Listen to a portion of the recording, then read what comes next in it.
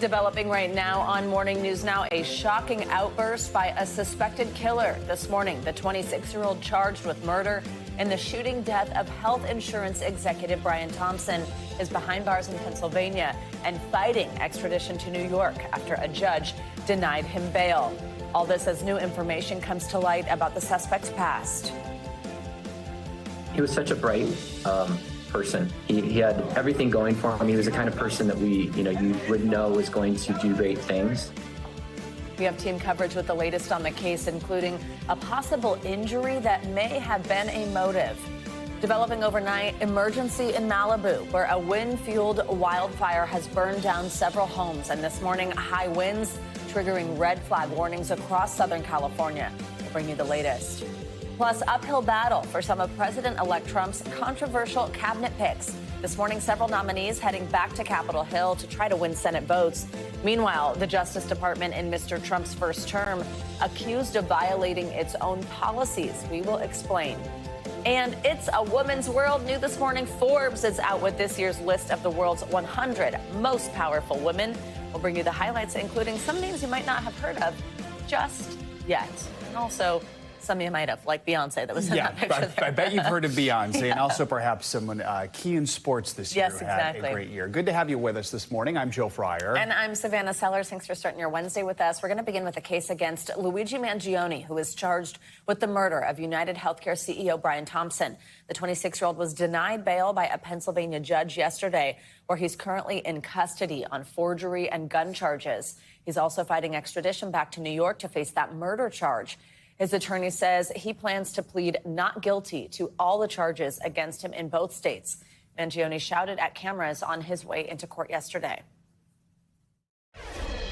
I'm completely out of touch and insult the intelligence of the American people and flip experience. We should note it's unclear exactly what he was referring to there. This comes as new details surface about the suspected killer. Police say they're investigating claims by Mangione made in writings and on social media that he suffered a back injury. Investigators are looking into whether that had anything to do with this case. Friends at Mangione say this portrait of an accused murderer does not match the man they knew. I remember cooking meals with him and joking around. Had a great sense of humor. We bonded over working out, over the intellectual conversations we had at book club, and the thoughtful, young man that I got to know. It seems completely incompatible with an assassin. We have team coverage. Danny Savalos is here to break down the growing legal fight for us. Let's begin with NBC News reporter Gary Grumbach, who is in Huntington, Pennsylvania. Gary, good morning. So police say Mangione had ties to multiple states, Maryland, California, and his last known address, Hawaii. What have they uncovered in the last 24 hours?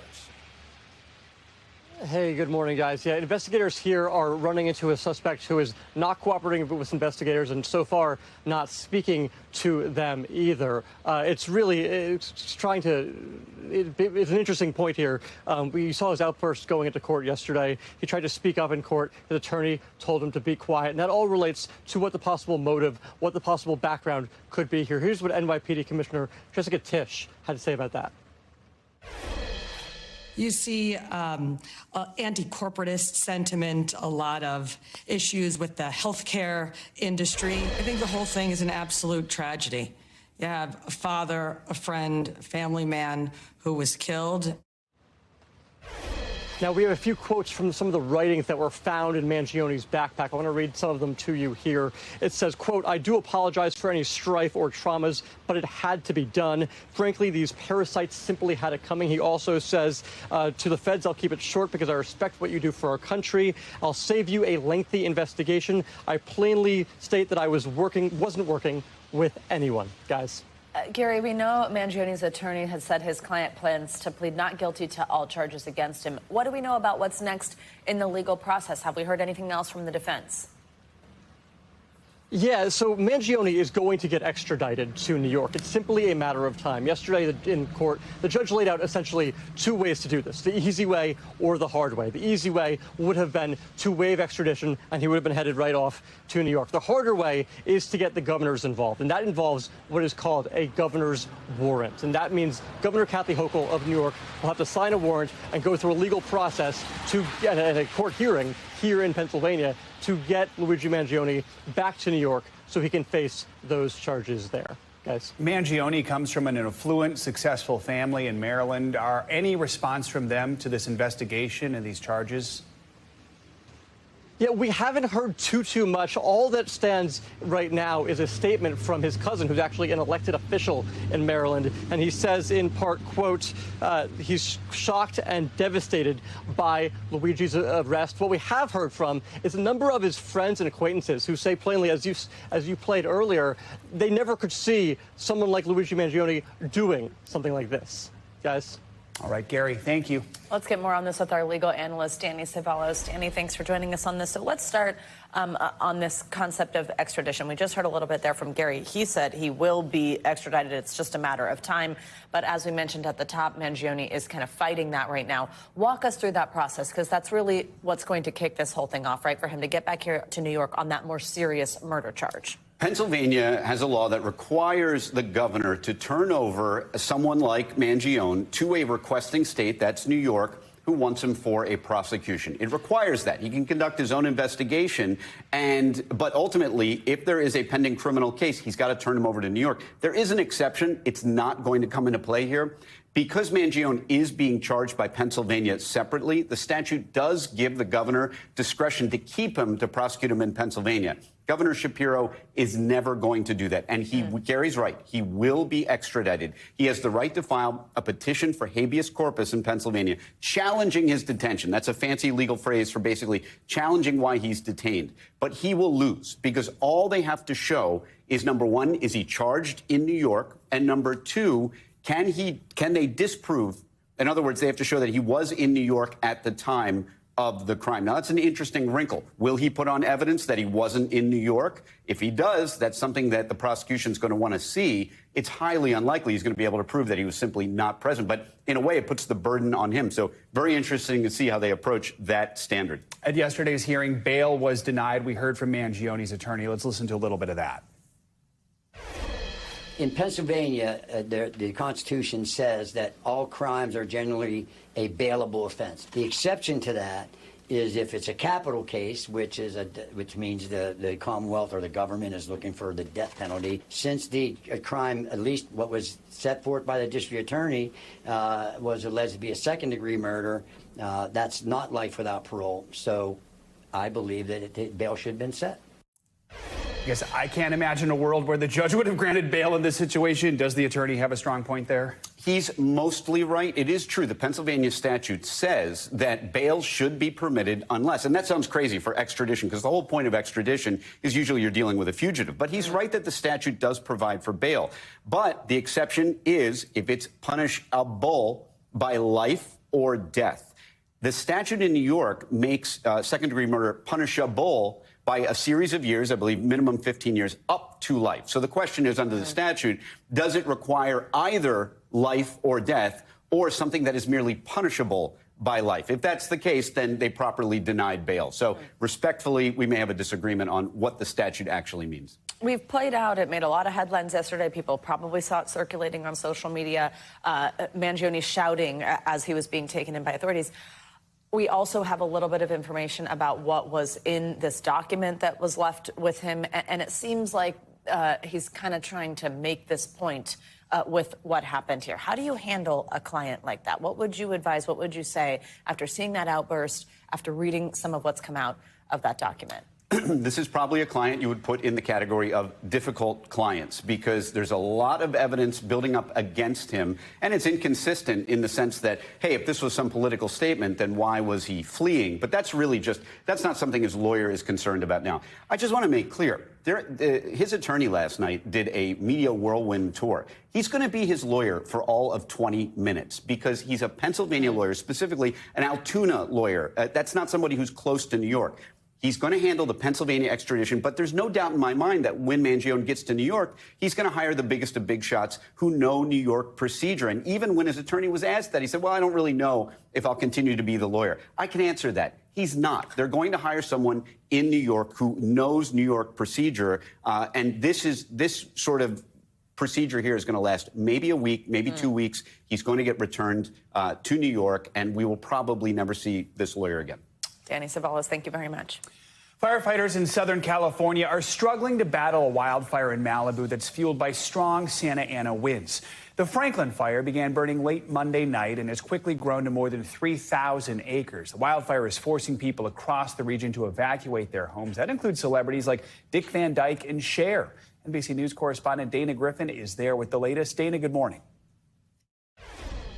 Guys, good morning. The Franklin fire exploding to 3,000 acres overnight. Those wind gusts picking up again overnight. That's why you can see this orange glow behind us. We were watching. It looks like lava just for miles. You've got several areas that are still experiencing some active flames a day after this fire exploded overnight. There are some 1,500 firefighters trying to tackle this from the air and the ground. 7 homes have been destroyed. Another 8 have been damaged. Several people are under evacuation orders this morning. And there's no sign of how quickly this fire will let up. The good thing is we didn't have that explosion that we saw yesterday when this fire quadrupled in size within a matter of hours. But officials say the conditions here are still pretty precarious because you've got the red flag warning due to these Santa Ana wind gusts up to 30 miles per hour. And so officials say through tonight, they are still warning people to be vigilant because new evacuation orders could be issued. They say if you are called to do so, make sure you've already packed your important documents. And right now, officials are just watching this orange glow, hoping that as the sun rises, they can have more sunlight and hopefully try to put this fire out as soon as possible. Savannah, Joe. All right, Dana, thank you. Now let's turn to meteorologist Angie Lassman back here in the studio. She's got more on what's ahead for these Santa Ana winds that are fueling the Malibu flames and everything else we need to know with your Wednesday forecast. Angie, good morning. Hi, guys. Good morning to you. I have some good news for our folks out west that, of course, have been dealing with those fire conditions for over a day now. We have seen some improvements when it comes to the red flag warnings that have been up for much of Southern California. Notice Los Angeles no longer in that. We can see south of that area no longer included. Still Santa Clarita, Malibu, Oxnard, Ojai, all included, at least through likely the later parts of our day today. But we're going to see some major improvements. That doesn't mean that we're back to normal. But I think the first half of the day, we still have those gusty winds and the low humidity that's making it so difficult for firefighters to continue battling those flames, as Dana just mentioned. But areas Santa Clarita to Pine Valley will likely still see those kind of conditions for only the first half of the day. We'll likely see those winds decrease. Humidity values will improve just a little bit. And we're going to see overall better kind of conditions again for some improvements and for fighting those fires across this region. Here's where the wind gusts are expected to land as far as the peak values through tonight. You can see Simi Valley into the low 30s, Malibu mid 20s. So this is a lot better than what we were seeing yesterday. And again, this is only going to improve over the next 24 hours beyond right now. Meanwhile, a busy kind of morning and day ahead for folks across the east. We've got a whole lot of alerts in place. They range from flood alerts for 11 million people. Notice those are centered across the New England area. We've got winter alerts for folks along the Great Lakes. And then we've got wind alerts for much of the Northeast. Now, all of this likely going to cause some travel trouble on the roads and in the air here over the next day or so. Here's the mess of rain that's working across parts of the East Coast. We've got really almost everybody included in this. If you live near the East Coast, you're going to deal with some rain today and potentially some snow. That means airports to be impacted, likely delays, New York, Newark, LaGuardia, Philadelphia. Both of those spots are going to see heavy disruptions, I imagine, because of the winds and because of the heavy rain. But we're going to see this kind of move through the day today. So you're still going to need your umbrella if you live in New York City, even into this evening. Boston, you're dealing with the wet weather as well. Behind it, on the west side of the system, we see winds kick up and move across the lake. That means that the rain moves out for the East Coast. But, of course, downwind of the lake, we've got that lake effect snow machine turning back on. We're also going to see some cold and kind of blustery conditions settle in across the Northeast. If you live in, say, New York City, we're into the 50s today. Tomorrow, it'll be the 30s, guys. But some much-needed rain on the way. Just really concerned mostly for New England area for some isolated flash flooding. So heads up on the roads for that. And then some additional snow up to a couple of feet downwind of the lakes. I have to say, all the holiday decorations look beautiful in the foggy rain. It really sets the mood, It just really gets you the Christmas spirit. But no snow for Savannah just yet. I know. From 50s You also gotta move, to I 30s. think. Canada, here you come. Thanks, Auntie. You're welcome. Turning to overseas news now, Russia's deputy foreign minister has confirmed that his country is providing sanctuary on humanitarian grounds to Syria's ousted leader Bashar al-Assad. In an exclusive interview with NBC News, the official discussed the situation in Syria and also hinted that another prisoner swap deal with the U.S. could be on the table. NBC News Chief International Correspondent Keir Simmons has more.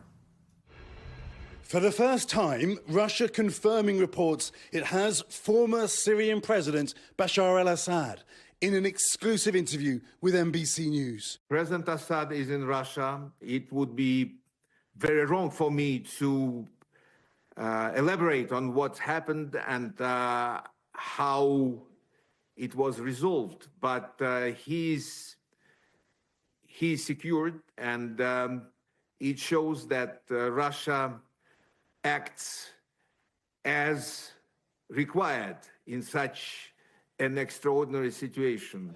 The now former Syrian leader presiding over the deaths of hundreds of thousands of his own people, using chemical weapons, dropping crude barrel bombs on population centres, and running a prison dubbed the human slaughterhouse. If the Syrian people called for him to be put on trial, if the International Criminal Court called for him to be put on trial, would you send him for trial? Russia is not party to the convention that established the International Criminal Court. Russia, Turkey, Iran and the United States have forces in Syria. Russia's strategic assets include a crucial navy port on the Mediterranean. Syria's official opposition has told NBC News all foreign armies should leave within 2 years. But the rebels who have stormed the country include former al-Qaeda-affiliated fighters, a country that was once an ISIS stronghold. The Secretary of State, Antony Blinken, has warned that ISIS, the Islamic State group, will try to use this period to re-establish its capabilities in Syria. Is that something that Russia is concerned about? Yes, very much so. This is a rare and seldom situation where I can say that we equally have concerns like the US government does. There have been reports in Russia that President Putin is preparing another potential prisoner swap, timed around President-elect Trump's inauguration. A Russian-American ballerina from California was interviewed in her jail cell over the weekend, where she is serving 12 years for sending just over $50 to a Ukrainian charity. Kesnia Karolina told Russian TV, "I don't even know who they might swap me for, but I really want to believe." Sergei Ryabkov indicating they do have people in mind. There are more personalities that the Russian government looks for a potential swap. We will definitely be prepared to consider this. If I heard you right, you're saying there are others in US jails and allies and partners of the United States who you would want to see swapped for prisoners in Russia. Yes, I just said that we would definitely consider an additional swapping scheme or even schemes if the US is ready to have, a constructive and forward-looking view on our priorities there. That would be a healthy step forward, especially at the beginning of the next administration. Our thanks to Keir Simmons for that report. We've got much more to come here on Morning News Now. Later this hour, health risk. Researchers sounding the alarm about the dangers of ultra-processed foods, the connection it could have to a certain kind of cancer. Up first, cabinet controversy. We're going to take you to the Capitol, where some members of the incoming Trump administration are working to win enough votes for confirmation. We'll be right back. Back now with another day of high-stakes meetings on Capitol Hill for several of President-elect Trump's controversial cabinet picks. Yeah, we're also getting more announcements from the president-elect as he continues to fill out his administration. In a pair of social media posts, Mr. Trump said he would nominate former Fox News personality and his oldest son's fiancée, Kimberly Guilfoyle, as ambassador to Greece, as well as his longtime billionaire friend, Tom Barrack, to be ambassador to Turkey. For more, we're joined by NBC News correspondent Vaughn Hilliard here on set and NBC News Capitol Hill correspondent Ali Vitale in Washington. Good morning to both of you. Ali, let's start with you. President-elect Trump's pick to lead the Pentagon, Pete Hegseth, set to meet with more lawmakers today. That includes Senator Susan Collins after meeting with skeptical Republican Senator Lisa Murkowski. How are the meetings going? They actually seem to be going better, though, of course, everything is relative on Capitol Hill, and it's because last week was no good, very bad. Many people that we were talking to had the view that Hegseth couldn't possibly continue in his role as nominee for the Defense Department. Certainly, those moods have shifted slightly. You look at people like Senator Joni Ernst, who was very tight-lipped at the end of last week about her first meeting with Hegseth. Then you get to Monday of this week, they met again, and she had a little bit more to say about the conversation, simply putting it that she would support him through the process. Now, that's not Ernst saying I'm an absolute yes vote, but it is her saying I'm not going to gum up the process early in December. Let's let it run its course through a hearing, through an FBI background check in January. That's all very important when you also look at other skeptics like Susan Collins, who Hegseth is meeting with today, and Senator Lisa Murkowski, who he met with yesterday. Listen to a very brief, very vague readout of that meeting. I had a good exchange with Mr. Hegseth. Are you ready to support him? I had a good exchange, and we'll see what the process bears. What were you looking to learn? Well, he's got probably at least half the Senate that he's going to visit with. He's got a process that is going to involve full vetting through the administration and then ultimately a committee. What about the allegations? Did he answer your questions with respect to the sexual assault allegations? Did he answer your questions on the sexual assault allegations? Senators have been tight-lipped when we've asked specific questions about what they've gotten into in the meetings. The idea around, are the sexual assault allegations coming up? Are the mismanagement of funds at other veterans organizations that he's worked at coming up? And then, of course, the allegations of misusing or abusing alcohol. All of those things are in the ether, and that's more in the character side of the column equation that senators will have to deal with. Then they get into the policy pieces about past things he said, for example, about women not, or how he thinks women should not serve in combat. That's a whole other piece of the equation. Vaughn, let's bring you into the conversation here. Ali just laid out a lot of the allegations that he's facing, claims that he has denied. Where does this leave the Trump transition team right now and the president-elect himself? Are they still supportive, and do they believe they will have the support that they need on Capitol Hill? I think this is going to be the really first test for Donald Trump and the extent to which he is willing to cooperate and work with Republican senators that Ali is discussing, who are reticent to Pete Hegseth into confirming his selections, whether it be Pete Hegseth or Kash Patel at FBI or Tulsi Gabbard for Director of National Intelligence. And one senator particularly, if you look at, it's Joni Ernst. Joni Ernst, a senator from Iowa, who is the first combat veteran woman to serve in the Senate herself, and somebody who has been very reticent and questioning of Pete Hegseth in his credentials and his past history and whether he should be voted confirm. And there's already discussion the fact that Joni Ernst is up for re-election in 2026. And so is Donald Trump able to hear out Republican senators who are not willing to go with his selections, or will he fight back? And if Ernst were to ultimately be a no vote, would he try to primary her in 2026 in a Republican Senate primary in Iowa? I think those are a lot of the dynamics here. To what extent does Donald Trump try to govern through reasonableness and working with Republican senators versus trying to play hardball and saying, if you don't go with my picks, I'm going to come for you one way or the other down the road? Ali, Vaughn mentioned Trump's pick for Director of National Intelligence, Tulsi Gabbard. She was back on the Hill yesterday meeting with senators. She faces major scrutiny over her views on Russia, her past sympathies toward the Assad regime in Syria, which happens to be making headlines right now. What are you hearing on the Hill about her? It's important that you mention that Syria and Assad are in the headlines right now, because I think in any other world, that would be the focus. And Tulsi Gabbard would be the one who's the most embattled of the cabinet picks and the one that reporters are chasing down the halls. Certainly, there are reporters chasing her down the halls. I have been one of them. But it is not the only game in town, in large part because the controversy and the wide umbrella, really, that Hegseth has allowed for the other nominees that certainly have their own buckets of controversy. Kash Patel, of course, a controversial pick. Tulsi Gabbard, for the reasons that you laid out. RFK Jr., that's another one, of course, that has gotten barely any oxygen or attention up on Capitol Hill.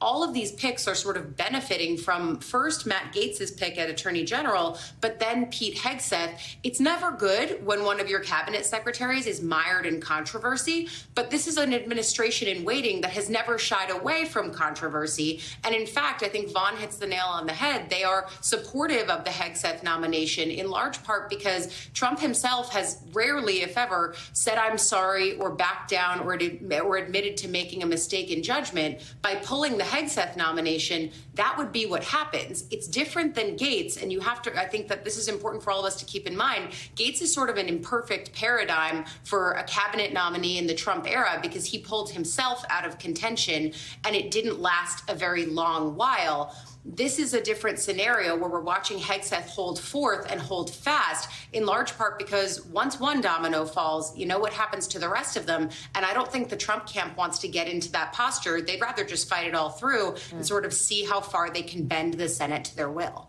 Vaughn, another one that you mentioned that is right on that point that Ali just made, Kash Patel, Mr. Trump's pick to run the FBI. There are concerns here on the Democratic side that Mr. Patel could use the Bureau to kind of chase down enemies here. Where do we think support is at on the Trump side with this? We also know he would be replacing Director Christopher Wray, a Trump pick at the time, not completing that 10-year term. Do they think that they have the votes here? Ali's point is perfect because, to your question, Savannah, do they think they have the votes? Pete Hegseth, Kash Patel, Tulsi Gabbard, they were nominees that were made knowing there would be wide backlash and scrutiny and that there would be vote counting underway. Kash Patel specifically, publicly, called for investigations into Donald Trump's perceived political enemies, investigations into journalists for being a part of the supposed conspiracy to take down Donald Trump. So Kash Patel is somebody who is not just a lightning rod, he has promised to do, in the capacity that he's now been nominated, to investigate and go after and try to prosecute enemies of Donald Trump. And so whether he's able to get to those 50-plus votes, it's still an outstanding question. He was up on Capitol Hill here as well. But it's a question as to what extent is he going to try to appease some of these Republican senators to say that's not actually what I meant to get through. And for Donald Trump, right, has he done all he's needed to do on the campaign trail saying, I want people like Kash Patel to investigate, and now he can back away and leave it into the hands of these guys once they were to acquire such power? Hilliard, as always, thank you so much. And Ali Vitale, congratulations. Soon adding a new title, anchor here at NBC. We appreciate you so much. You're so welcome. Let's turn now to an explosive new report from the Justice Department's internal watchdog that found the department during the first Trump administration secretly seized phone and text message logs from 43 congressional staffers and 2 sitting members of Congress. That's broader than previously known. The report by Inspector General Michael Horowitz looked at actions the DOJ took in 2017 and 2018. It was part of a sweeping effort to investigate who was behind leaks of classified information early in Trump's first term. It also found the department separately violated its own policies in the way it obtained records from news reporters in the same investigation. NBC News Justice and Intelligence correspondent Ken Delaney has been covering the story. He joins us now on this. Ken, good morning. So what are some of the key findings in this report about who was targeted, how it was done, and why is this such a big deal? Good morning, Savannah and Joe. Look, this was a garden variety leak investigation. Classified information had been leaked to the New York Times and the Washington Post, and the Justice Department set about trying to find out who broke the law.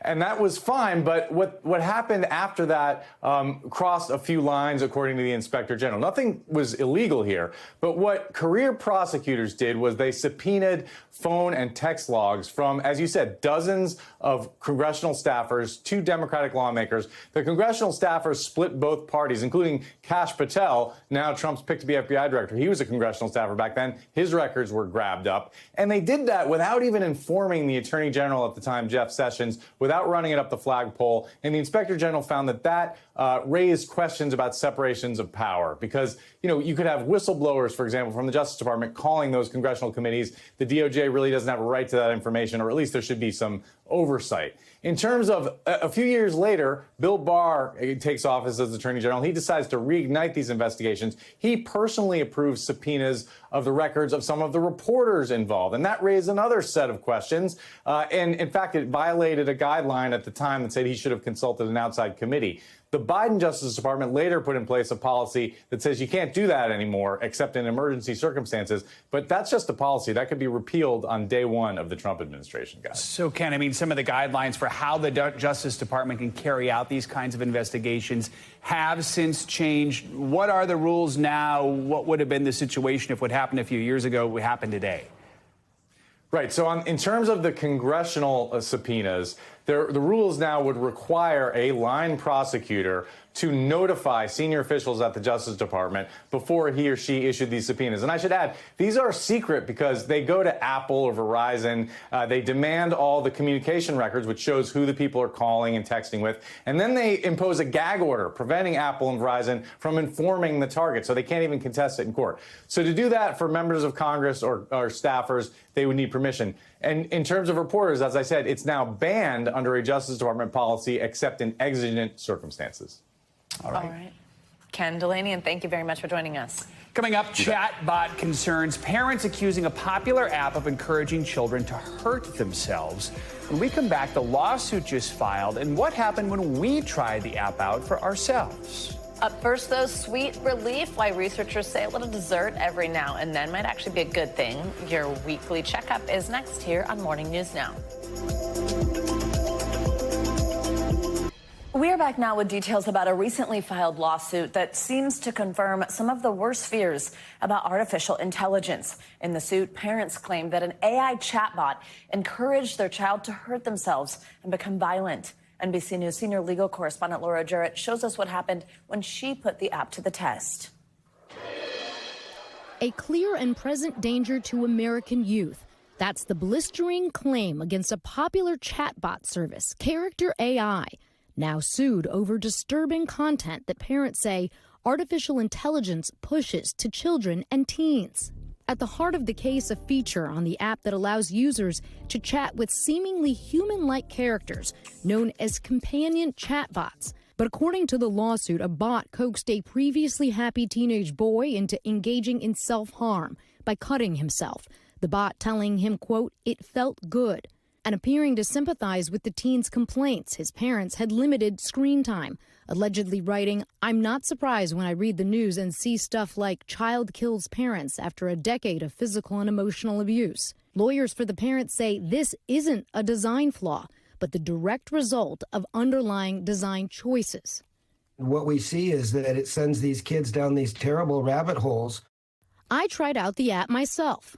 I decided to go with a Roman playwright, and I asked him, "Are you real?" All right, we're chatting, and he says, "Of course I am real, you dolt." Google, also named in the lawsuit for its direct investment in Character AI, distanced itself from the app, saying the two are completely separate, unrelated companies, and Google has never had a role in designing or managing their AI model or technologies. Character AI declined to comment on the lawsuit, but pushed back on the claim that the company has failed to establish safeguards for teens, saying, "We are introducing new safety features for users under 18 in addition to the tools already in place." Before you can even sign into the app, a birthday is required. But lawyers for the parents say that's not enough, as it does nothing to verify user ages. Laura Jarrett, NBC News.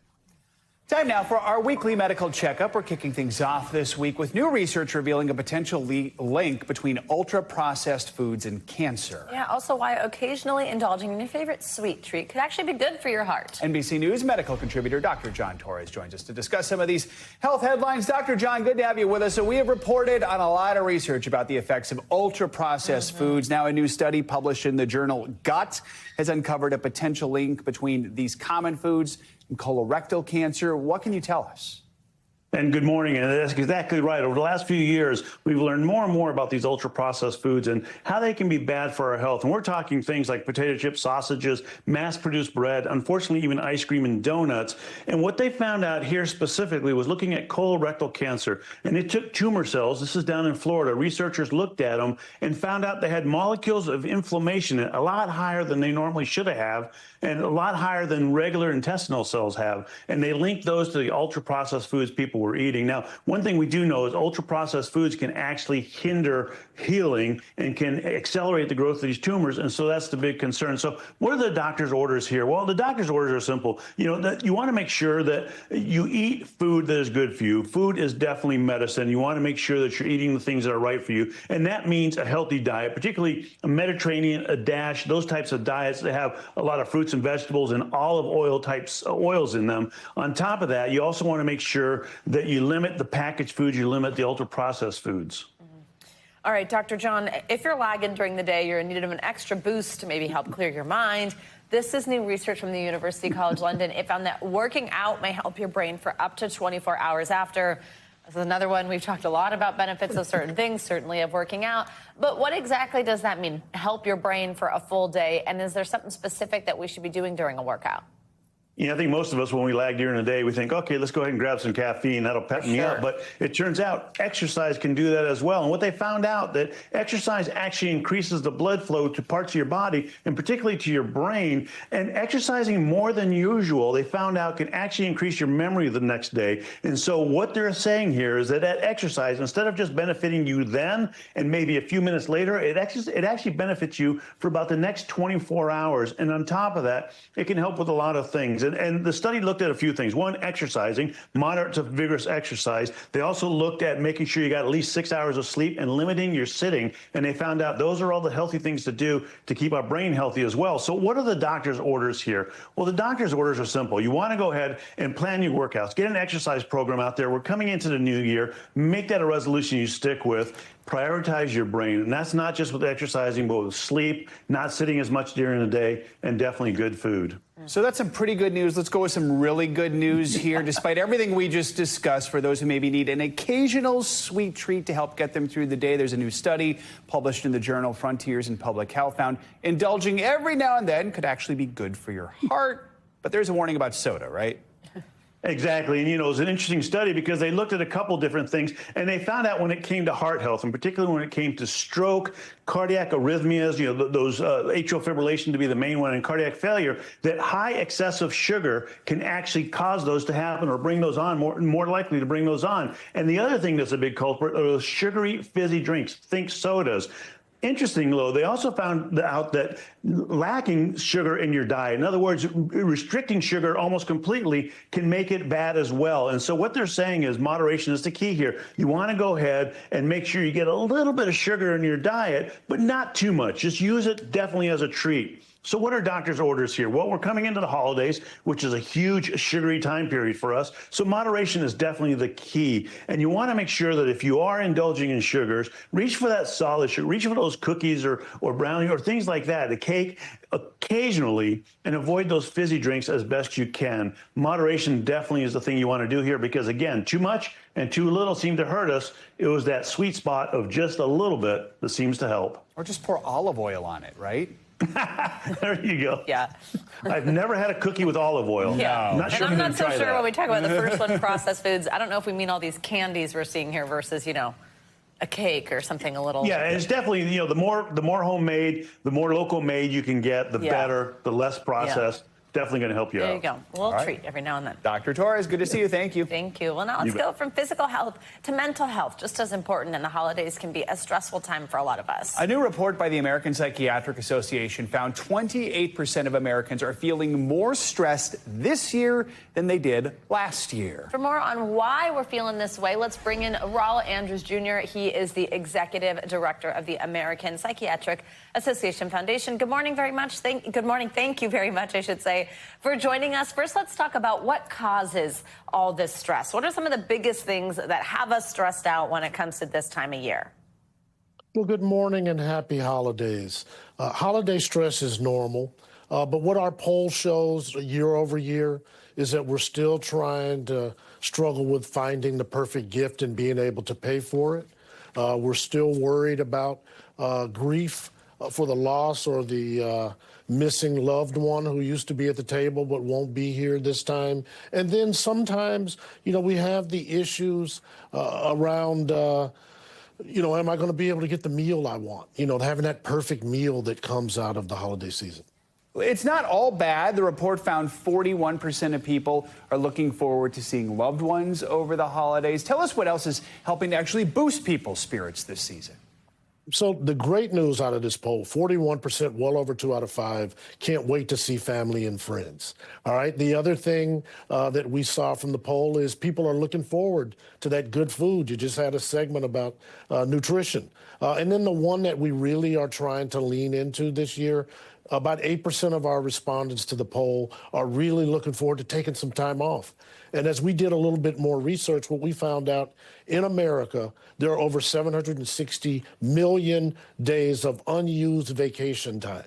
And so we got to do more about PTO. And so the gift we want you to give yourselves this holiday season and to extend to others is make time for yourself to take time off. Yeah, definitely. I can't believe only 8% of people said they're looking forward to Which that. I think speaks to the work culture here in America and the fact that we do need to take a few more breaks. Add me to that percentage. What are some ways to recognize maybe if we're kind of starting to feel bad, if we're feeling stressed, and then what should we do to feel better? So we, in talking to our doctors at the APA, we recognize that we are human beings, not human doers. And I think if we approach this holiday season from the sense of bringing our humanness back, then what that means is you're going to get up and move around a little bit as you can. If you're anxious about going to a family dinner or event, if you don't want to go, it's okay to say no and still be a good person, but maybe you're going to RSVP a little sooner. The other challenge you have is everybody feels like they can't afford to buy gifts for everybody. So maybe what we do is pass a list around, and so you only have to buy one gift instead of feeling like you got to take care of everybody in the house. Those are some things you could do. Some things our doctors tell us to be looking for. If somebody is easily irritated when they usually are full of joy, that might be a sign or symptom.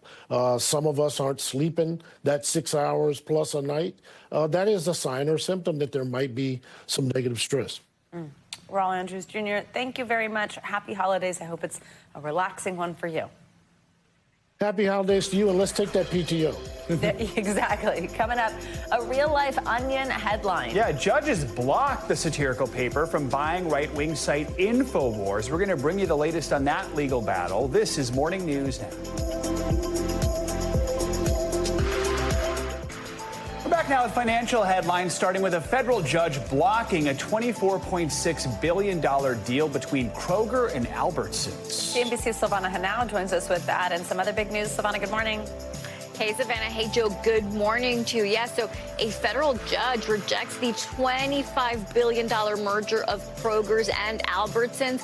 The Federal Trade Commission, which sued to block the deal, had argued the merger would eliminate competition in the grocery market, leading to higher prices for shoppers and less bargaining leverage for union workers. Kroger and Albertsons have said the deal would bring prices down for customers, and by selling nearly 600 of their stores, that would preserve competition. Alex Jones still owns InfoWars for now. A judge blocking the sale of the right-wing conspiracy platform to The Onion after Jones claimed a bankruptcy auction was fraught with collusion The judge says the process was flawed, saying the outcome left a lot of money on the table for the families of the victims of the Sandy Hook Elementary School shooting. He is leaving it up to the trustee who oversaw the auction to determine the next steps. And the season of giving is still here. Amazon is bringing back the Thank My Driver feature from last year's holiday season. You can ask Alexa to gift $5 to whomever delivers your order at no extra charge. And the promotion only applies to the first 2 million thank yous since the feature launched on December 4th. Thank My Driver. It debuted in 2022, and Amazon says it's been used 40 million times since, guys. A great idea. We are keeping those drivers very busy this time of year. Oh, for sure, for sure. Example, I think, where people would be happy to tip in this tipping culture. Yeah. Thank you, Savannah. Appreciate it. Coming up, They Run the World. New this morning, we're getting our first look at Forbes' new list of the world's 100 most powerful women. It includes some names you definitely know, but also some you might not. We'll go through it next on Morning News Now. Welcome back. This block is all about girl power. We're kicking things off with superstar Caitlin Clark's latest triumph, Time's 2024 Athlete of the Year. Clark sums it up in one word: historic. In her cover interview, the Indiana Fever guard talks about the impact of turning people who have never watched women's sports into full-blown fans. Speaking of fans, she's even got some support from another powerhouse woman we know all too well here at Morning News Now. The All-Star tells Time Taylor Swift left her a gift and note after she attended the last leg of the Eras Tour in Indianapolis. Clark, who's also a Swiftie, says the pop star wants to come to a Fever game. That'll be crazy. And also hopes Clark will come out to see boyfriend Travis Kelce's Chiefs play. Very cool. I love to see the friendship there. All right, well, Time is not the only publication honoring Clark. Forbes also out with its list of the 100 most powerful women in the world. Guess who made the cut? We'll get into where she landed in just a second. But the list is basically comprised of individuals who are shaping our world through policies, products, and influence. While there are definitely some other names on there you would expect, there are a few you might not be familiar with. Yeah, let's bring in Maggie McGrath. She's editor of Forbes Women, and she joins us on set this morning. Maggie, good morning. Always good to see you. Good morning. Thanks so much for having me. Absolutely. Congrats on the list. We're going to get to everybody else on this, but let's start with Clark because she's number 100 on this list. Explain to us her making it onto this list, why she belongs here. So every year we use the 100 spot to recognize someone who is not traditionally powerful. As you noted, she's not a CEO, she's not a president, but she is someone who shaped the narrative of the year. We actually talked to Coach Dawn Staley earlier this year. I said, women have been playing at a high level for decades. Why has this year been a year with record viewership for the W, record attendance? And Dawn said, you know what? You need a unifier. And Caitlin Clark has been that unifier. So all the attention that she is bringing to women's basketball has happened in a year that's been huge for women's sports, and that has translated into a $2 billion media rights deal for the W over the next 11 years. And the sources we spoke to said that women's sports are only just getting started. I love that you were able to get into why this is happening. I think that's a great way to help people understand, because women have been excelling at sports for decades and decades. Yeah, so absolutely. Let's talk about the top 5. Who made the list and why did you put them in the upper echelons of this list? So going quickly through the top 5, number 1 for the 3rd year in a row is Ursula von der Leyen. She is the president of the European Commission. She shapes policy for 450 million people in Europe, has been a huge voice in support of Ukraine. Number 2 is Christine Lagarde, head of the European Central Bank. Central banking, hugely important right now in this inflationary environment. Number 3, Giorgia Meloni, Italian Prime Minister. Number 4 makes her debut to this list. That's Claudia Sheinbaum. She is Mexico's first ever female president in its 200 years as an independent country. Number 5, Mary Barra. She is the CEO of General Motors, the largest car company in the United States.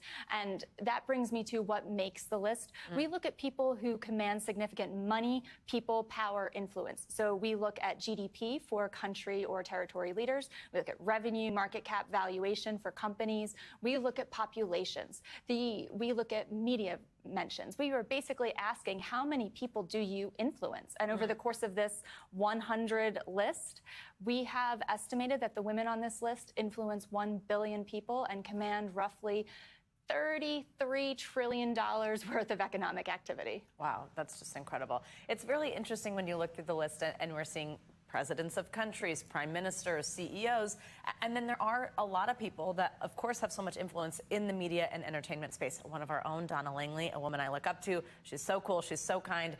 hugely important here at our company and within media and entertainment generally. And then you also have somebody like Taylor Swift. Of course, I think people would probably anticipate her being on this list. She came in at number 23.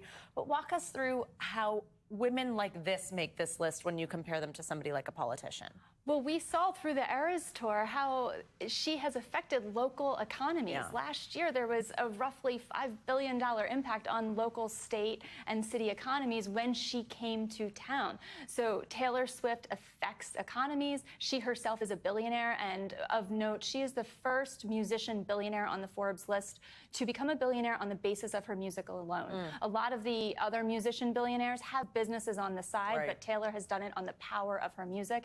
And of course, we know she has hundreds of millions of fans, and I think if you tally up everyone who follows her, she'd be the equivalent of like the 5th largest country in the world. That's incredible. I feel like you must always be thinking about this list and who should be on it. I mean, I know you're still talking about this year's list, but when you look to the future, are there folks or categories that you're looking at that you're thinking this is something we need to look closer at? I love that question because, as of course you know, power doesn't abide by editorial deadlines. So just last week, Namibia had a presidential election, and Netumbo Nandi-Ndaitwah won that presidential election with 57% of the vote.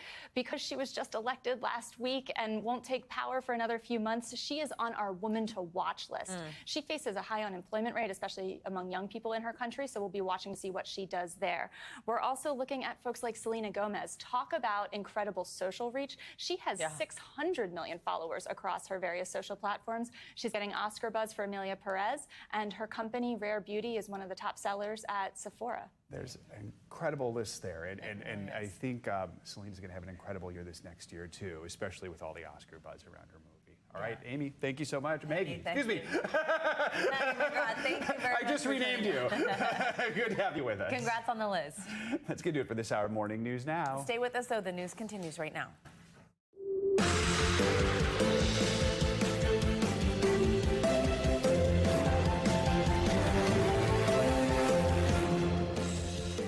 Good morning. Thanks for spending your Wednesday with us. I'm Savannah Sellers. I'm Joe Fryer. Right now on Morning News Now, accused killer Luigi Mangione appeared calm and collected in a Pennsylvania courtroom just moments after a combative entrance seen here resisting deputies and shouting at cameras. Why Mangione's defense lawyer says he's now expected to plead not guilty in the slaying of that UnitedHealthcare CEO. Reactions pouring in from the suspect's friends and former neighbors. We have team coverage. Also this morning, we're taking you to the front lines of a devastating wildfire that is ravaging Southern California. Malibu's Franklin fire torching tens of thousands of acres in just hours, forcing residents, including some celebrities, to flee their homes. We've got the latest in just a moment. Plus, new numbers on America's inflation fight out this morning as holiday shopping really kicks into high gear. Christmas now 2 weeks away, so where might you find the lowest price tags? We're going to dig into the data.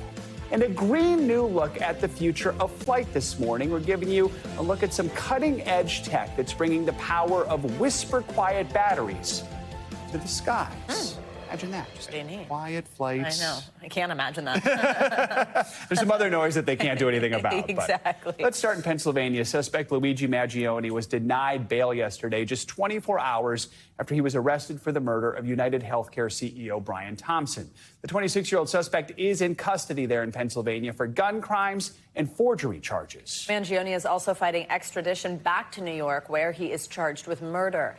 His lawyer says he plans to plead not guilty to all charges in both states. NBC News correspondent Stephanie Gosk has the latest. Any expectation that Luigi Mangione would be back in New York City to face these charges quickly is gone. His defense attorney telling the judge in this courthouse that they would be fighting extradition, while his client, the 26-year-old, sat there quiet, relaxed, even smiling at times. It was a far cry from how he went in.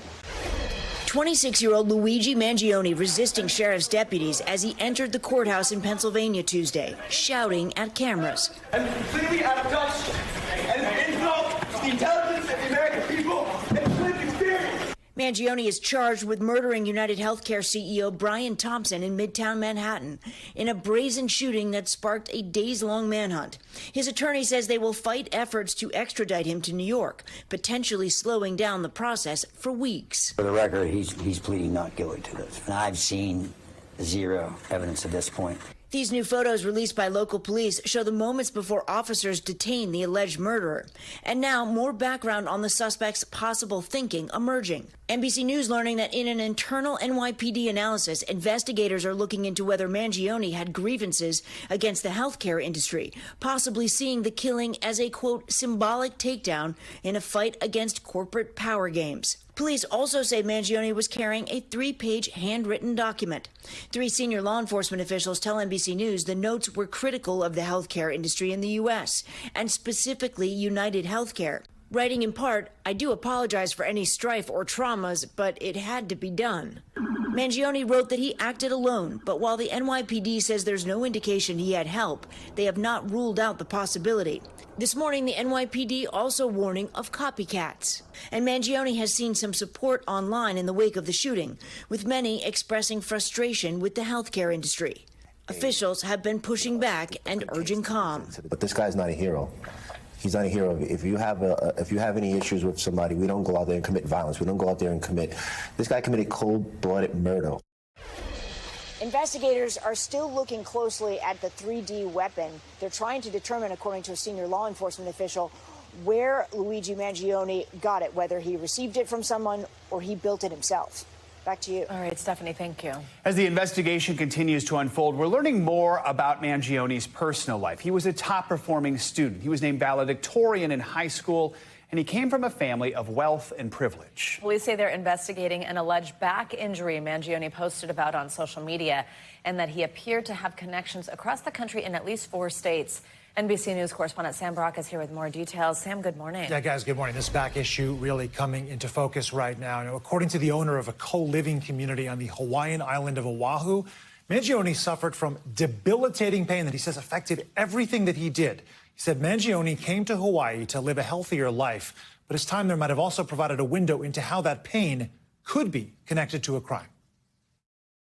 Luigi Mangione is sitting in a Pennsylvania jail cell this morning, but before his arrest in Altoona Monday, police say the suspect's most recent address was in Hawaii.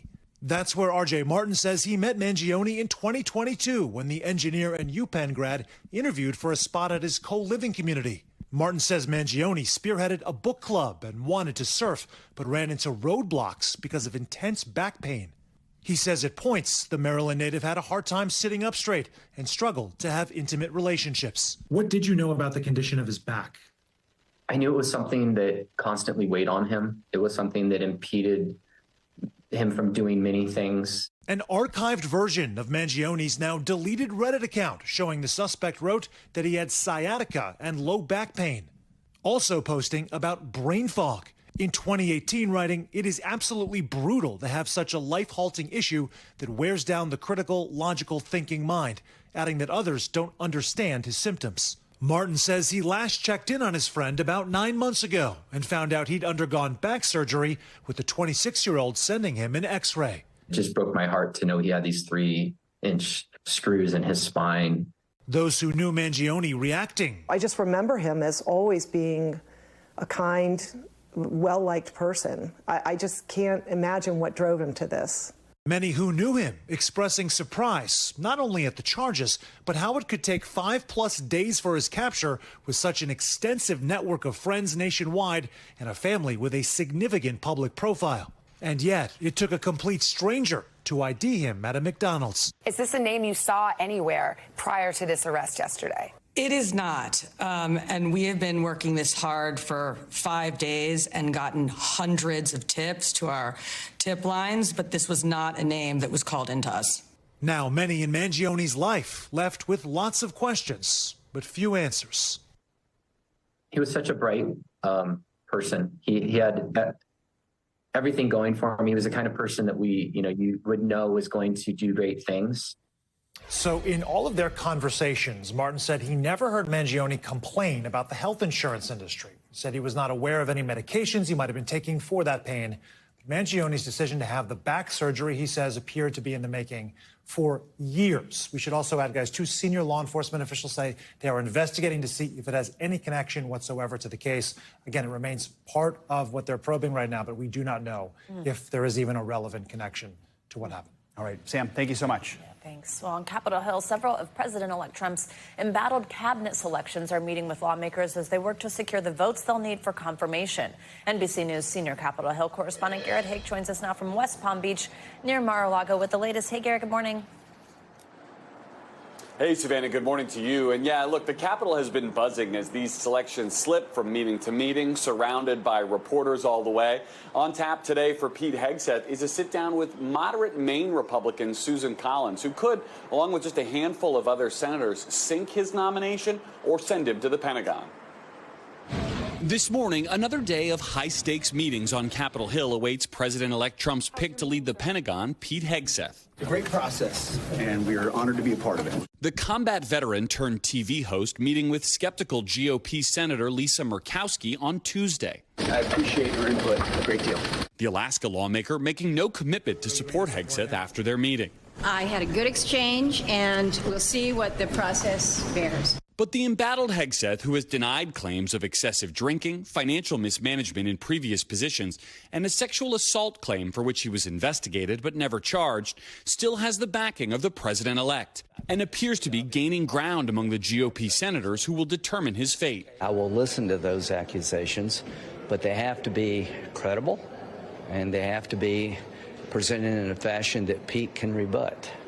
So he's much better off this week than he was last week. Other Trump nominees crisscrossing Senate corridors this week, including Tulsi Gabbard, the former Democratic congresswoman and Army Reserve officer whose views on Russia and Syria could cause concern for some lawmakers, touted by Trump allies Tuesday. Our foreign policy has been going in the wrong direction. She's going to change that. And as the president-elect builds out his new administration team, President Biden giving an economic speech hoping to shape understanding of his administration's successes. Most economists agree the new administration is going to inherit a fairly strong economy. It is my profound hope that the new administration will preserve and build on this progress. And back here in Palm Beach, Donald Trump announcing a flurry of new administration picks overnight, including a couple of top allies for ambassadorial posts. Tom Barrack, one of his longtime friends, would be his pick to be ambassador to Turkey. And Kimberly Guilfoyle, who's been engaged to Donald Trump Jr. since 2020, is Trump's pick to be ambassador to Greece. Savannah? All right, Garrett, thank you. This morning, residents in Southern California are on edge. A fast-moving wildfire is tearing through Malibu, threatening thousands of homes. It's fueled by powerful Santa Ana winds and forcing thousands to evacuate, including some celebrities who call the area home. NBC News correspondent Dana Griffin is there with the latest. Dana, good morning. Joe, good morning to you. Yeah, those Santa Ana winds picked up overnight. That's why you see this orange glow behind me. Yesterday, this area was not impacted, but overnight it has jumped this ridge. There's a homeowner down the way outside at this early hour spraying down their home, trying to keep it wet so that embers don't blow over. 7 homes have been destroyed. Another 8 have also been damaged. 1,500 firefighters are now working around the clock to try to snuff out this destructive wildfire. Overnight, the Franklin fire exploding in size, growing to more than 3,000 acres, racing down hillsides, crossing the Pacific Coast Highway, and putting fire crews to the test. The fire fueled by powerful Santa Ana winds gusting up to 65 miles per hour. The blaze shining so brightly along the coast, it can be seen in this satellite image. As the flames raced down Bone Dry Canyons early Tuesday, thousands of residents in the area forced to flee. The wind's coming straight down Malibu Canyon like a blowtorch. Just fire everywhere around us. Linda Michelle says she had just minutes to escape. Flames destroying the guest house where she lived, but sparing horses and other structures on the property. The smoke was so thick, and just like everything was just orange. Multi-million-dollar homes in jeopardy, some already burned to the ground. Some residents like Alec Gellis taking matters into their own hands in an effort to help save homes. The houses can go like dominoes, so one goes, another can go, and it all starts with those spot fires, and someone's got to be there to put them out. Celebrities, including Cher, according to the New York Times, and Dick Van Dyke among the evacuees. Rest assured, we are going to have a coordinated air and ground assault on this fire for as long as it takes. Helicopters and fixed-wing aircraft joining efforts of crews on the ground. To tackle this blaze, 2 helicopters are now landing at Pepperdine University, collecting water to carry it to the fire. The Pepperdine campus narrowly escaping disaster. Some 800 students forced to shelter in place in a fire-resistant structure. Flames clearly visible through library windows. But this morning, the combination of low humidity, high winds, and lots of potential fuel is keeping crews and homeowners on high alert. Those Santa Ana winds are expected to die down, replaced by a strong onshore breeze, bringing some ocean humidity, much needed ocean humidity to this area. Today, all Malibu schools remain closed. Joe? Dana Griffin reporting from just an ominous scene in Malibu. Wow. Dana, What a please visual. continue to stay safe. Yeah. For more on what's ahead for those Santa Ana winds and other coast-to-coast forecast details, let's bring in meteorologist Angie Lassman. Hey there, Angie. Good morning. Hi, good morning, guys. Dana's exactly right. We're going to see some improvements, but we got to get through the morning hours first. And for that, we've got those red flag warnings still remaining for places like Ojai, Santa Clarita, and, of course, out towards Malibu, where Dana is. Those are going to last through at least the morning hours today, likely into the afternoon hours. But the situation is going to improve between now and then. You can see still the fire weather threat, but nothing like what it looked like yesterday. We, of course, have elevated risk for, again, Santa Clarita stretching down to Pine Valley, Ramona included in that, Temecula as well, San Bernardino County in there too. And those winds will stay elevated and the humidity levels will remain low for the first half of the day. The second half of the day, those winds really start to relax. We're going to see some improvements when it comes to those. And that, of course, is going to make it a whole lot easier for folks and firefighters to battle those fires. We've got 20, 30, maybe close to 40-mile-per-hour winds, but I think that's on the high end here. So a lot better and a huge improvement, honestly, when it comes to the winds and, of course, humidity in that region by the time we wrap up today. So some improvements on the way. Meanwhile, out east, a different story. It's quite rainy. We are dealing with a whole lot of rain and even some snow and some windy conditions. So no surprise that we've got kind of a smattering of these alerts up. Flood alerts for 11 million people across parts of New England. We've got the winter alerts downwind of the lakes. That's where you're going to see a good amount of snow here over the next couple of days. And then we've got those wind alerts that's likely just going to add insult to injury when it comes to delays in the air for airports in parts of the Northeast. I'll show you that here in a moment. Here's what your radar looks like. Honestly, a mess. We've got a little bit of snow falling back across the Tennessee and Ohio Valley, but notice all of this rain, Portland, Boston, New York, you're in and out of the rain, Washington, D.C., and stretching down to the southeast. So a soggy kind of start to the day. We're going to be dealing with the rain in at least the Northeast through the day today. That's a pause at 8 p.m. So you can still see New York, Boston, you're dealing with the wet weather. Washington, D.C., you're starting to wrap up the rain. But New England especially, watch out for some of those areas of isolated flash flooding. You're going to get a good amount of rain in a short period of time. And although we need it, we know that flooding doesn't take much to get going across that region. Meanwhile, heading into tomorrow, the system's gone, so the rain will be gone. And it'll be a lot drier, a lot chillier for folks across the Northeast. But notice what happens for that lake effect snow. Yep, it starts up again.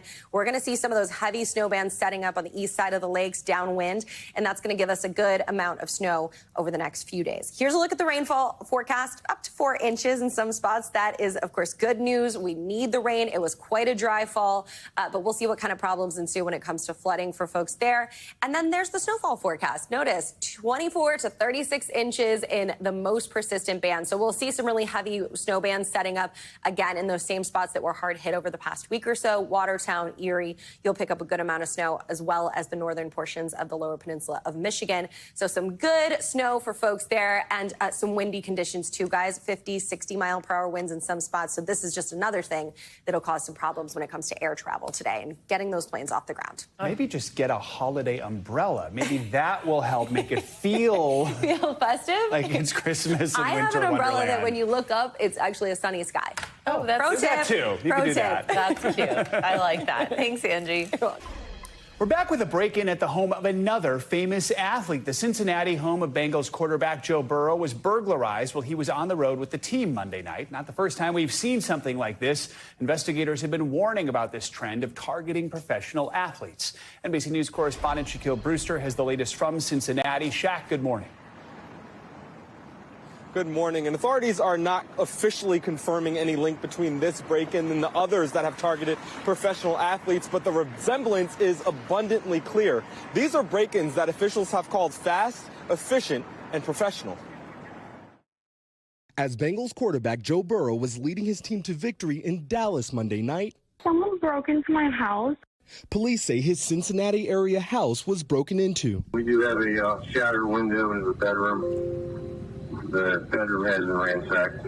The latest in a string of high-profile burglaries appearing to target professional athletes as they're competing on the road.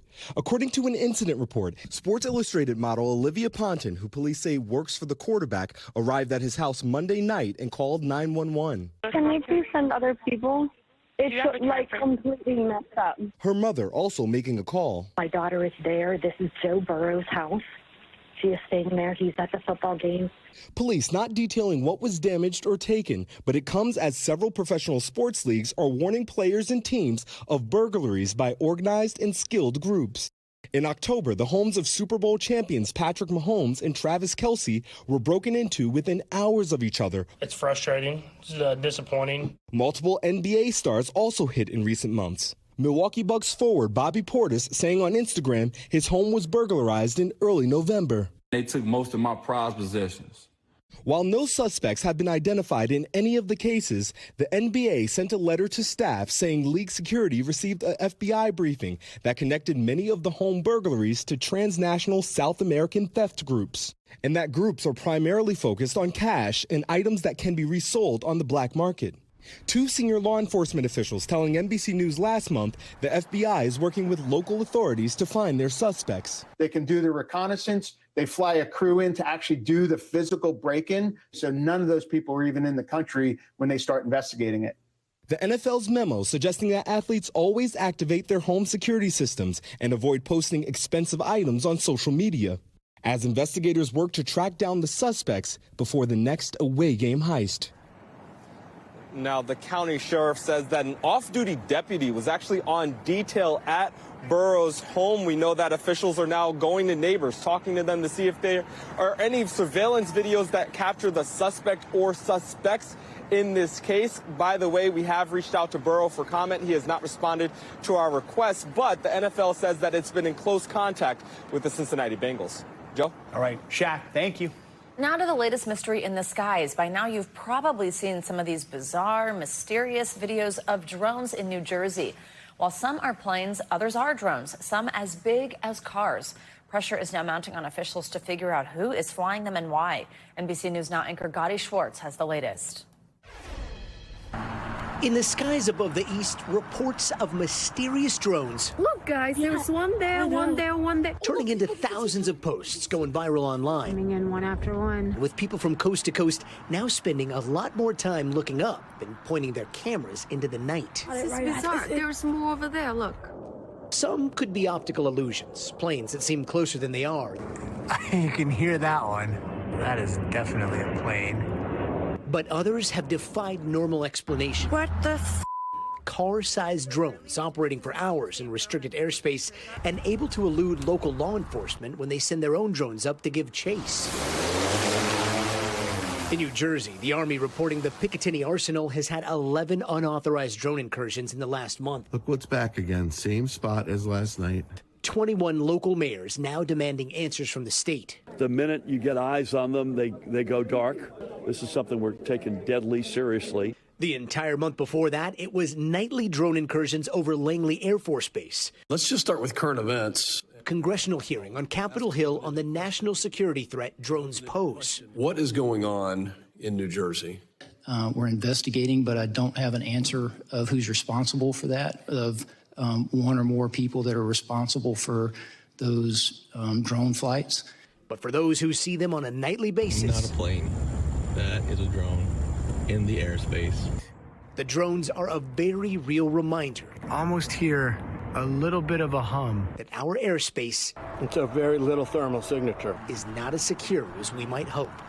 Our thanks to Gotti for that report. And later today, New Jersey Governor Phil Murphy's office will hold a briefing about the drones. International headlines now, starting with the latest on the political crisis in South Korea. Claudio Lavanga joins us with that and more. Claudio, good morning. Savannah, Joe, good morning. Well, that's right. Authorities in South Korea said that the former defense minister of that country has tried to commit suicide while he was in custody for his role in the attempted declaration of martial law last week. Now, the name of the minister is Kim Jong-un, and he was arrested last week on allegations he recommended the president to declare martial law and for sending troops to the National Assembly to block lawmakers from voting on it.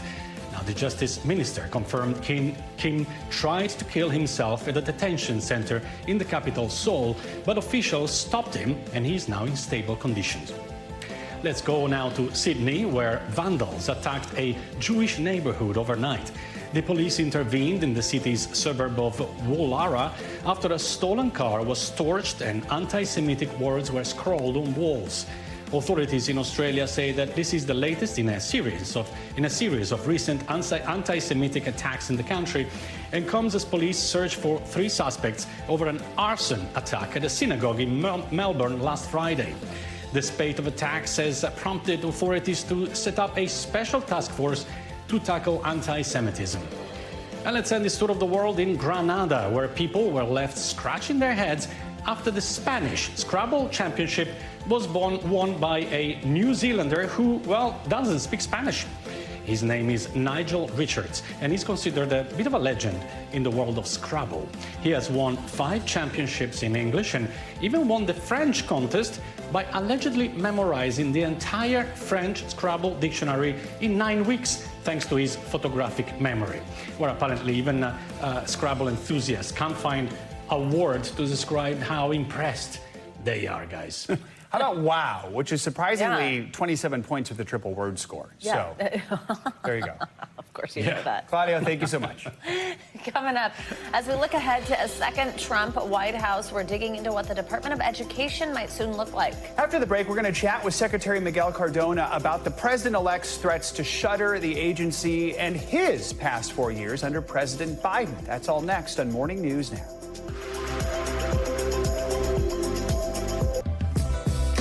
Welcome back. With the new administration set to begin just 40 days from now, American education is poised for some potentially monumental changes. President-elect Trump has proposed sweeping reforms from eliminating the Department of Education to cutting federal funding for schools that teach critical race theory. He's also pushing to expand school choice programs, something teachers' unions and many Democrats say would undermine the public education system. The woman who wants to oversee all of this is former pro wrestling executive Linda McMahon, his choice to lead the Department of Education. It follows 4 years helmed by Education Secretary Miguel Cardona, in which the department grappled with difficulty reopening schools after the pandemic.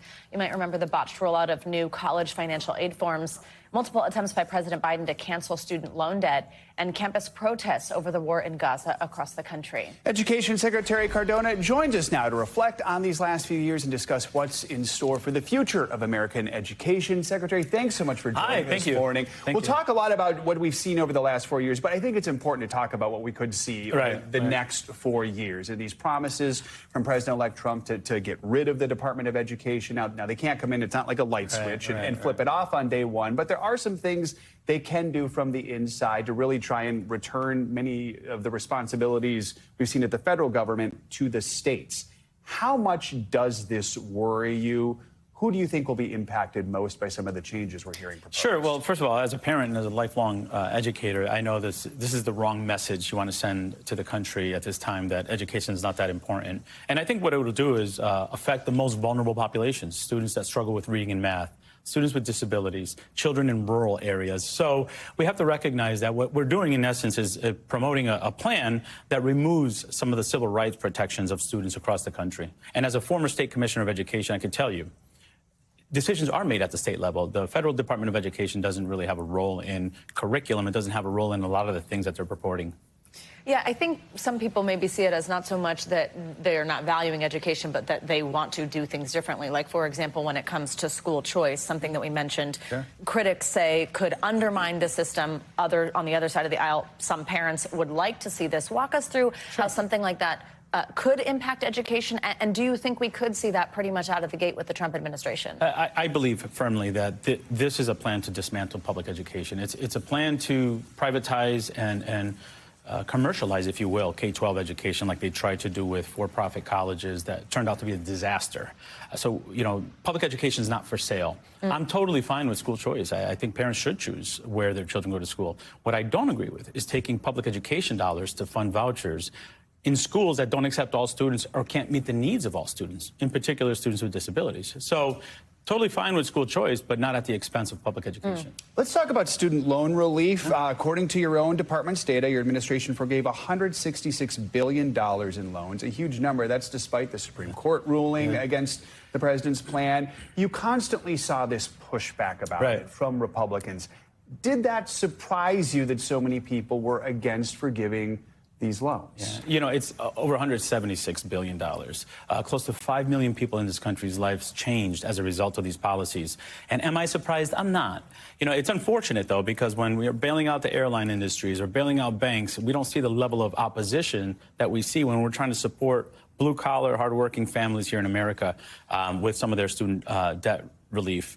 The system is broken. And I'm really proud of that work. Every corner, there's opposition. You know, we were being challenged, but still, 5 million people, over $170 billion in debt relief. And many of these folks are public servants.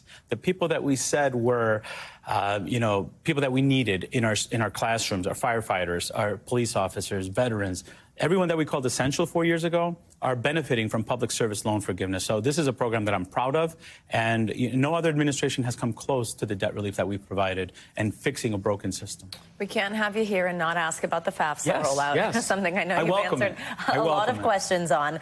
Of course, something many families need, that financial aid, and it's going to impact the decision they make. We saw a cascading effect of what that meant for students heading to college. How was it that it was so bad, and is it fixed? Well, yes, it's fixed. It's open right now, studentaid.gov. If students start getting on there right now, within the next 15, 20 minutes, it would be done. And the reason why there was some challenges last year is because the system hasn't been touched in 40 years. We overhauled not only FAFSA, but the system that led to FAFSA. And even with the delays last year, I'm proud to say that we had over 500,000 more applicants fill out FAFSA last year. We have record numbers already this year. We opened it up before the deadline that we set on ourselves. And I'm really proud to say that college access and affordability is available today. Studentaid.gov, go visit it. And it's going to be better for years to come. It's a 15 to 20-minute process. And as a father, I appreciate that. And as someone who, as a 17-year-old, I didn't fill out FAFSA because it was so complicated. I didn't want to put it on my parents' lap. Those days are over. It's a better system now. It works, and I want students to take advantage of it. We are tight on time, so it's unfair that I ask you for a quick answer on a complex question. Sure. But cell phones in schools. What do you think needs to happen? We heard from parents. We heard from educators. We have guidance. We need districts and school systems to have tools at their disposal to protect students, number one, but also recognize they're not going away, so we have to do it safely. All right. Last quick question for you as you look ahead. What is next for you? I think it's always interesting in these jobs. You know, you're either 4 years, 8 years, but there's a timeline on it. What's next for you? First of all, I never bet against American schools. I never bet against American educators. So we're going to be okay. We suffered a storm before with the COVID pandemic, and some say a storm is brewing. We're going to be okay. For me, the job will change, but the passion and work will. All right. Education Secretary Miguel Cardona, thank you for your time this morning. We really appreciate it. Thanks for joining us several times over the years. We appreciate it. Good to see you. Coming up, a fresh snapshot of America's economy out just this morning. Yeah, after the break, how new inflation numbers could play into your holiday shopping and where you might be able to find some lower price tags this season.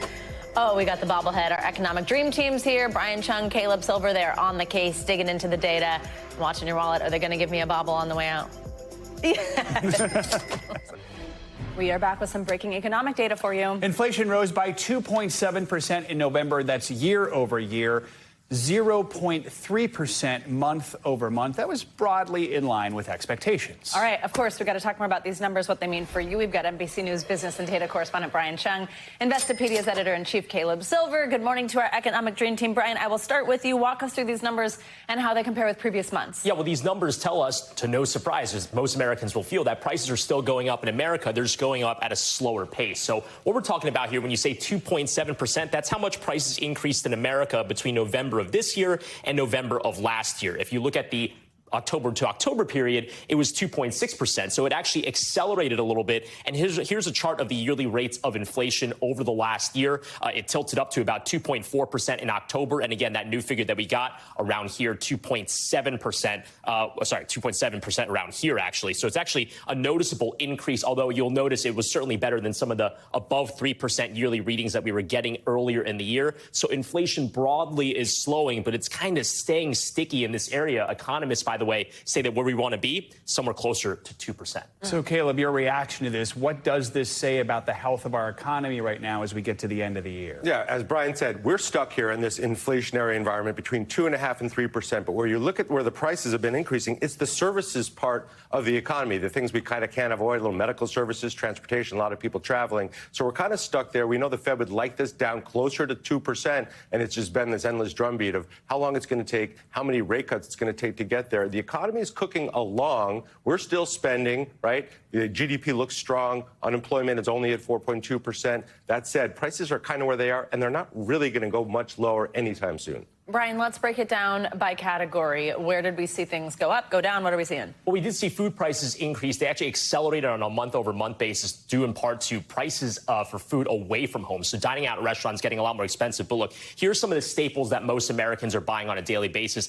Egg prices. We're talking about year-over-year changes now. It was just over $2 last year. Now it's at $3.65 a dozen. So that is certainly a bigger increase there. Milk prices have increased as well, $4.14. But gasoline prices, this is a big story here, actually declining over the year. So it was $3.50 per gallon last year. It's actually now down closer to $3.18. So that's hopefully providing a lot of relief for a lot of Americans, specifically during the holiday break, where a lot of people will be traveling. But again, food prices broadly increasing, energy prices also slightly increasing. But one other point to make, shelter costs, just the cost of putting a roof over your head, that actually did decline on a monthly basis, guys. Wow, that's good to see. Egg prices, yikes. So, Caleb, I would say the Federal Reserve meeting is next week. You would say I'd say 7 days, 5 hours, and 22 minutes. But who's counting? We are expecting a quarter-point cut at that meeting. Last Fed meeting of the year. We won't get another Fed meeting until after the inauguration. Could be a pause after this cut. If there is a cut, about an 86% chance. But we're still talking about pretty high interest rates, and they are not moving the rates that matter most to consumers like us. The mortgage rate, the borrowing rates, the credit card APRs. Generally, what does this mean for all of us? Shopping this time of year, things are expensive, holiday season. What do all of these little numbers mean as a full picture for the American consumer? Yeah. Prices are where they are. They're not going down between now and the end of the year. And those rates you pay to borrow money, whether it's for your credit card, whether you're trying to mortgage a home or buy a new car, those are stuck right now at a very high level. Those aren't going down anytime soon either. Caleb and Brian, we appreciate you both. Thank you so much. More money news now. President Biden is reportedly planning on blocking the $14 billion sale of United States Steel. CNBC's Silvana Henao is back with us with that and other news. Silvana, good morning. Hey, Savannah. Hey, Joe. Good morning to you. So President Biden plans to formally block the proposed takeover of U.S. Steel by Japan's Nippon Steel on national security concerns once the $15 billion deal is referred back to him by regulators. Now, that panel must refer its decision to the president before Christmas, and any referral indicates it sees the deal as risky. When asked for comment, the White House says there's no update. President-elect Donald Trump has also said he would block the merger. Companies are reportedly poised to sue over the process if Biden blocks the deal. General Motors is scrapping its Cruise robo-taxi business after investing more than $10 billion over nearly a decade. The automaker citing the time and cost needed to scale the program, as well as the increasingly competitive market. GM says it will continue to develop advanced driver assistance technology for personal vehicles, including its hands-off Super Cruise feature.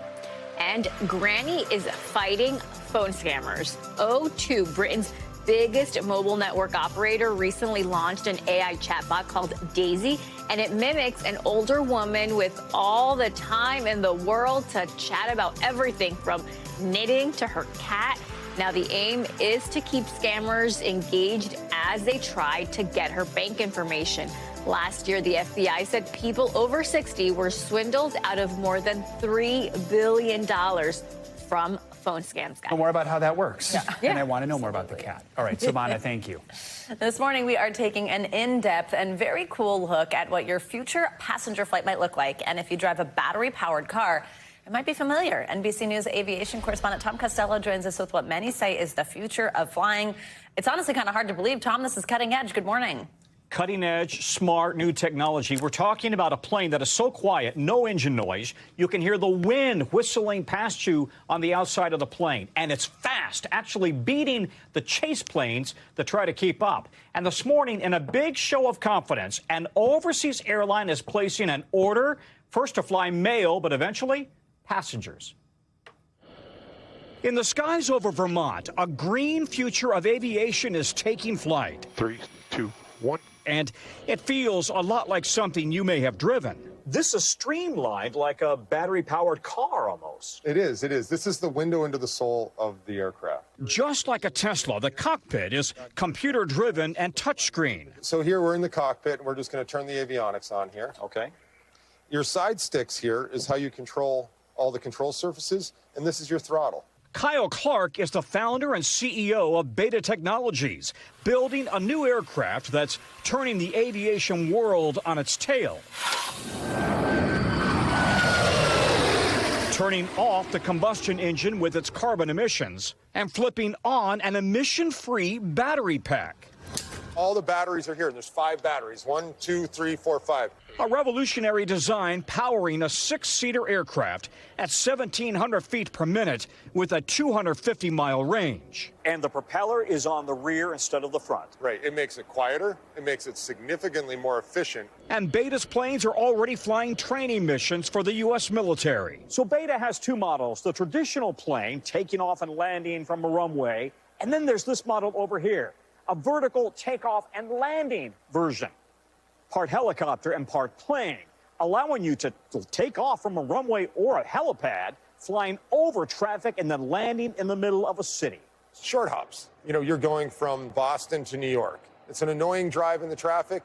Do the flight, it's 40 minutes versus a 3-hour drive. And now a big vote of confidence as Air New Zealand places its first order for the electric planes to fly mail deliveries between the islands. It's very, very relaxing, isn't it? It's oddly relaxing. Chief Pilot David Morgan will soon send his pilots here for training. Getting the guys to understand, the capabilities of the aircraft, its limitations, how it flies. Air New Zealand leading the way in forging a future powered by batteries. We're a very small airline in the bottom of the South Pacific, so for us, innovation is very important. It's how we sort of keep relevant. It's how we perform on the global stage. But how soon could this grow to this? Might one day I be able to fly a battery-powered plane from New York to L.A.? Absolutely. I mean, every 7 years, batteries double their energy density. It doesn't take long to get across the country. Blue skies with a hint of green. Clark predicts we will be all of us will be on an electric plane to make a short hop flight within 2 years, maybe 10 before we fly coast to coast. But he believes the future is now, and already 60 airports have the charging stations for these electric planes, guys. Wow, Tom, really just incredible to see. Also, while we've got you, we have to talk about holiday travel. We're just a week away from the start of the busy Christmas and year-end holiday rush. Yeah. We do have new predictions. I understand this morning we might be in for more record-breaking travel days. Maybe not a surprise because it's been a year of record-breaking travel, but what are we expecting?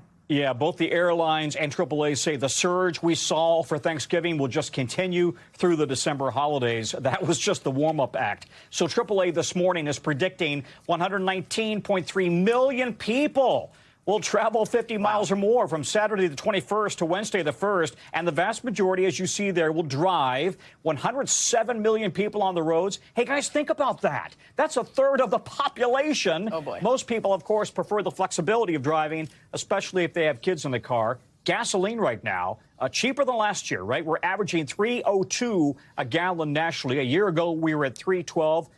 And then, listen, 32 states are now paying under $3 a gallon.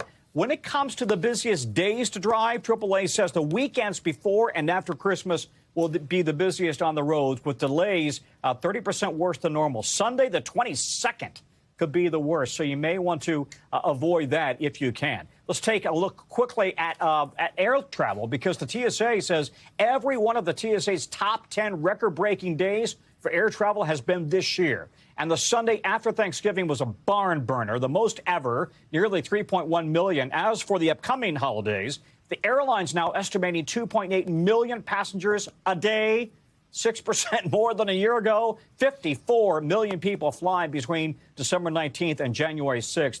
The airline's travel window, by the way, longer than AAA's, and that's why sometimes they have different numbers. The busiest days to fly: Friday, December 20th, Sunday the 22nd, and then Thursday, Friday, Saturday, and Sunday after Christmas. So what days am I not flying? Yeah. Those days right there, that's when I'm not flying. Guys, back to you. All right, Tom. Happy travels. Thank you very much. So much info there. Appreciate it. See you soon. Coming up, we've got a heartwarming story of love, faith, and resilience. After the break, today, Savannah Guthrie introduces us to a military family brought closer together by the devastating impacts of ALS. Stay with us. That's up next. The price of coffee just hit a level not seen in more than 40 years, skyrocketing to almost $3.50 a pound. Yeah, the spike is being driven by extreme weather and climate change in the areas where beans are grown. NBC News correspondent Maya Eaglin has more. Whether you're an at-home barista or a local cafe loyalist, the price of your morning cup of joe may be on the rise. Arabica coffee are high-end beans used in most coffee shops and restaurants. Its price jumping about 70% in the past year, to the highest levels in almost 50 years. Why? We've seen significant drought in some of the key coffee growing areas in the world, places like Brazil, which is the largest coffee exporter in the world. In Brazil, already 3 weak coffee harvests in a row, and now concerns of a 4th lackluster harvest due to the drought, which shows no signs of letting up. And the second biggest coffee producer, Vietnam, plagued by record droughts, followed by destructive floods. Climate change is the #1 factor on the increase and change in prices in the coffee market. It puts a lot of stress on the market. The supply is down and the demand is up. Industry insiders say consumers are going to have to wake up and smell the coffee any day now. When do you expect these price changes to hit everyday Americans? Everyday Americans should be expecting the price changes to hit as soon as tomorrow. People are very reactive to coffee prices, and this affects everyone down the chain. Coffee now trading at prices not seen since the spring of 1977, when a devastating frost in Brazil killed more than 1 billion coffee trees. It's not just coffee that's getting more expensive. Chocolate prices nearly doubling in the last year. West Africa, which grows 60% of the world's cocoa, struggling through sweltering heat, unpredictable rainfall, and crop diseases. The effects of climate change clear here in the U.S. too. Hurricanes, unseasonable freezes, and diseases devastating orange groves in Florida, sending orange juice prices soaring. We have to take climate change seriously because it's affecting something as basic as our food supply and how our food is grown. Climate change making coffee a hot commodity, but set to leave a bitter taste in the mouth of consumers. Maya Eaglin, NBC News. Finally this hour, a story of love and unwavering faith in the face of life's challenges. Our friend, today anchor Savannah Guthrie, is an ambassador for Hidden Heroes, which is an initiative that provides critical support to millions of veteran caregivers in the U.S. Part of Savannah's role is to share the stories of these unsung heroes. So this morning, she's introducing us to Michelle Hopkins, an Air Force veteran who takes care of her husband, an Army veteran. With doubt, our faith, I know for a fact that Ben would have given up a long time ago. When we first arrived to interview Michelle Hopkins and her husband Ben, their home was quiet. Ben is not here with us today. Just hours earlier, Ben had been rushed to the hospital with a collapsed lung, one of the many devastating impacts of his ALS. But Michelle insisted we come so she could share their story of love, faith, and resilience. Ben and I worked together for 6 years. One day, it just happened. Their love story began at work, where they bonded over their shared military service. Michelle in the Air Force, Ben in the Army. Ben even sharing with Michelle the PTSD he suffered from after 2 tours in Iraq. They married in 2018, but just 11 months later, they received devastating news. The neurologist said, "I think you have ALS." And Ben had never heard the word ALS. I had heard the word ALS before. Ben, once fiercely independent, would gradually lose his ability to walk, to speak, even to breathe on his own. Michelle says their shared faith provided strength they never knew they'd need. We were taught that God can do anything but fail. Even if God does not heal Ben, we're trusting and believing every single day, regardless of the obstacles. Michelle left her job in 2022 to become Ben's full-time caregiver. I do all of his care in this chair. Quickly learning the isolation caregivers can face. Recently, Michelle discovered the Elizabeth Dole Foundation's Hidden Heroes program, which provides support, resources, and a vital community for the almost 6 million military caregivers across the country. Being a part of the Elizabeth Dole Foundation as a caregiver fellow has given me so much of what I have been missing for the past 5 years. I didn't realize how much I miss being around other people. Last night, Michelle joined hundreds of caregivers at the Elizabeth Dole Foundation's Heroes and History Makers Gala, celebrating the hidden heroes who sacrificed so much for those who served. I had the honor of co-hosting the event with Oscar winner Tom Hanks. Good evening, and welcome to the 7th Annual Heroes and History Makers Celebration. As Michelle was honored. To be a caregiver is one of the most challenging and beautiful gifts you can give to someone, this gift of love, but it's hard. At times it can be very hard, it really can. But think about being, if he can push through it with a smile, if he can push through it being positive, then I can push through it. I heard you sleep in a chair to be next to him. You haven't slept in a bed in how long? On a regular basis, since 2020. How do you handle that? I mean, that alone. Savannah, to be honest, I can't explain it. It's not me. It's the grace of God that has given me the strength. And though Ben remains in the hospital, Michelle's new community of fellow caregivers helps keep her going day after sleepless day. What has that meant for you to connect with other caregivers and be lifted up and appreciated and celebrated? Oh my gosh, it's everything. It made me feel that, okay, I'm not alone. I have people that I can connect with. I have people that have access to resources that I otherwise would not have had access to. So it means a lot. A connection now shared with other hidden heroes who, like Michelle, face each day with grace and endless love. Our thanks to Savannah Guthrie for sharing that story. We want to wish Ben Hopkins speedy recovery and offer a huge thank you to his wife, Michelle, all of the unsung hidden heroes who quietly help their loved ones every single day. Just incredible what she's doing, the sacrifice she's making. But of course, it's powered by love, and it's so appropriate that she get recognized. Yeah, sacrifice is the right word, and hidden heroes, what a right term for them. That is going to do it for this hour of Morning News Now. Don't go anywhere, though. The news continues right now. Thanks for watching. Stay updated about breaking news and top stories on the NBC News app or follow us on social media.